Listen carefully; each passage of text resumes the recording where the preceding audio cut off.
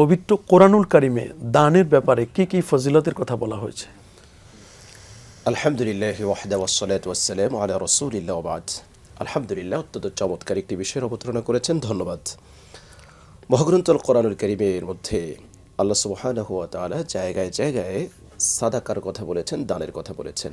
বিশেষ করে মোমেনদের পরিচয় যেখানে এসেছে সেখানে আল্লাহ প্রদত্ত সম্পদ থেকে দান করার কথা এসেছে।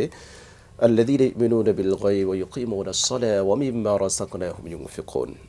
যারা মুত্তাকি হবে, যারা মোমেন হবে, তাদের কোয়ালিটি হচ্ছে যারা গায়েবে বিশ্বাস করবে, যারা সালাত কায়েম করবে এবং আল্লাহ প্রদত্ত রিজিক থেকে, আল্লাহ প্রদত্ত সম্পদ থেকে তারা সাদাকা করবে। মহাগ্রন্থুল কোরআনুল কারীমের মধ্যে মুত্তাকিদের যতগুলো পরিচয় আসছে, এমন একটা জায়গায় খুঁজে পাওয়া যাবে না যেখানে দান সাদাকার কথা আসে নাই। আল্লাহ সুবহানাহু ওয়া তাআলা ইরশাদ করেছেন, ওয়াসারিউ ইলা মাগফিরাতিম মির রাব্বিকুম ওয়া জান্নাতিন আরদুহাস সামাওয়াতু ওয়াল আরদু উইদ্দাত লিল মুত্তাকিন।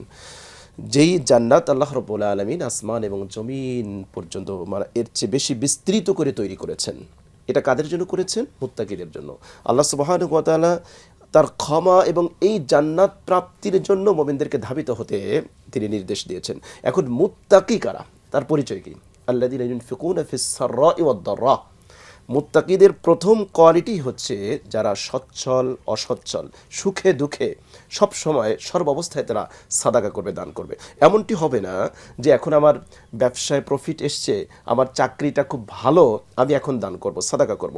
বা যখন আমার প্রফিট একটু কমে যাবে বা ব্যবসা একটু লসের দিকে যাবে বা আমার চাকরিটা একটু ভিন্ন রকম যাবে, তখন আমি সাদাকা করব না। এটা মুত্তাকিদের পরিচয় হতে পারে না। মহাগ্রন্থ আল কোরআনুল কারীমের মধ্যে আল্লাহ সুবহানাহু ওয়া তাআলা দান এবং সাদাকার চমৎকার একটি উপমা দিয়েছেন। মাসালুল লাযীনা ইউনফিকুনা আমওয়ালাহুম ফি সাবিলিল্লাহি কামাতালি হাববাতিন আনবাতাত সাবআ সানাবিলা ফি কুল্লি সুমবুলাতিন মিয়াতু হাব্বা।